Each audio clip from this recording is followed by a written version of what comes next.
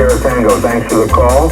You're 5 and 9 northwest of Turks and Caicos in the Caribbean. Don't pay any attention to how I'm dressed. It's Georgia. This is like the dress code. And we just had our first snow in like 2 years. Speaking of weather, I'm a little under the weather, so pardon my voice if it's a little raspy or something. But in this video, I wanted to talk about my new HT, the Yaesu FT-65. This little radio has been out, I'm sure, for several years. This one is brand new to me. Got it for Christmas. I spent a little bit of time with it and figured I would share with you my thoughts on the Yaesu FT-65. One thing of interest is this is the first HT that was like a name brand HT that I've ever owned from new. I currently also still have the Baofeng UV5R, which is a very inexpensive Chinese HT. I had a TYT 2017, which was a DMR HT, and then I also have this Yaesu VX5, which I got used. Somebody had Mars modded it, and it'll actually transmit out of band. And it's kind of an interesting HT, but for some reason I just wanted something new. Comparing the Yaesu to the Baofeng, they're similar in size, very similar antenna size, similar body size. Keypads are roughly similar, displays are roughly similar, though they're laid out differently. But the Yaesu is a little bit heavier, and you can tell just better quality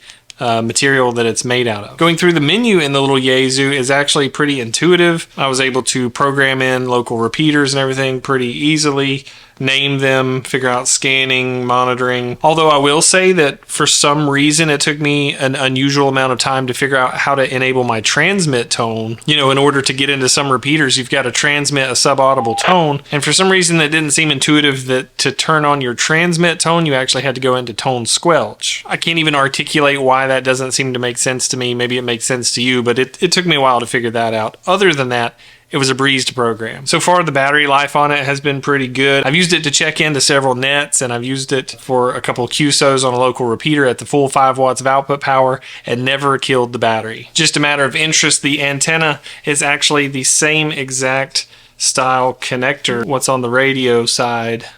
It's exactly the same as what's on the Baofeng, and I had this antenna here, this extended whip that I had for my Baofeng. It's a flexible whip antenna, and so I'm able to use it on this Yaesu as well. So that's pretty neat. So any antennas that I had for the Baofeng I can use on my new FT-65. And if you're wondering if this longer antenna actually is any better than the one that it comes with, I'm receiving right now on this radio at about an S5, a repeater that's north of here, actually, that I used to own. So it's about an S5.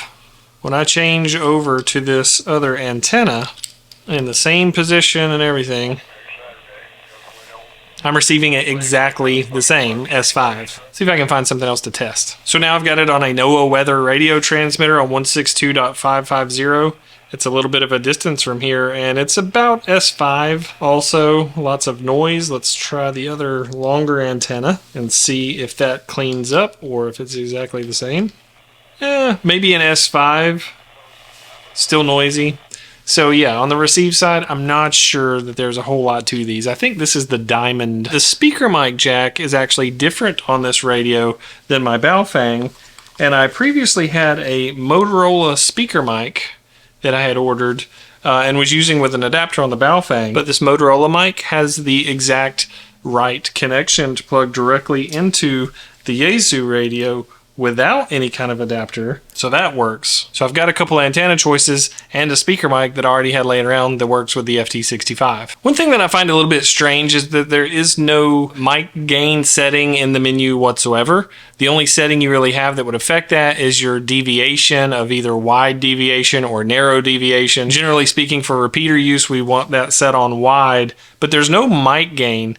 And I have had a couple reports of low audio. Doing a quick Google search online, I found that that's kind of a common issue, and really the only things that you could do is just talk closer to the microphone. Typically talking on an HT, I've got it kind of away from my mouth here, but on this one I literally put it directly up to my mouth whenever I'm using it, and get pretty good audio reports that way. I haven't yet tested it with the Motorola speaker mic. I literally just figured out that it fits this radio, so I'm going to give that a try and see if the audio reports, are better with a speaker mic. I just got to remember to get it close to my mouth and talk nice and loud, and shouldn't be an issue. The built-in speaker on this thing is nice and loud. The display is pretty nice and bright. It's very easy to get it into scan mode just by holding down one of the arrow keys, and it will do the scan. And one interesting thing is when you turn the radio off while it's scanning, when you turn it back on, it remembers that it was scanning and will resume that scan. It feels pretty good in my hand. It's not extra heavy, but also not cheap and plasticky like the Baofeng. These buttons on the side are rubber. The PTT has this nice texture, easy to push, and not terribly fatiguing on the fingers. One thing I'm not super clear on is that the FT-65 seems so similar to the FT-4XR or whatever it is that Yaesu has. They're very, very similar. In fact, I literally just picked this one randomly and added it to my Christmas list. Looks like prices on these in the US is around $109 right now. I know during Christmas they got down as low as $99. I do think that's a decent price for this radio, and I know that Baofengs are less expensive, and some people were talking on a repeater about TID radios, which is another Chinese radio that you can get on Amazon. But I think, for $100 or so for a name brand quality radio is really not that bad. That's it for this video. I just wanted to share the latest addition to the shack, I guess you could say. I know it's a portable radio, but it's new and I was excited about it. Thanks for watching this video. I'm K4LST saying 7-3.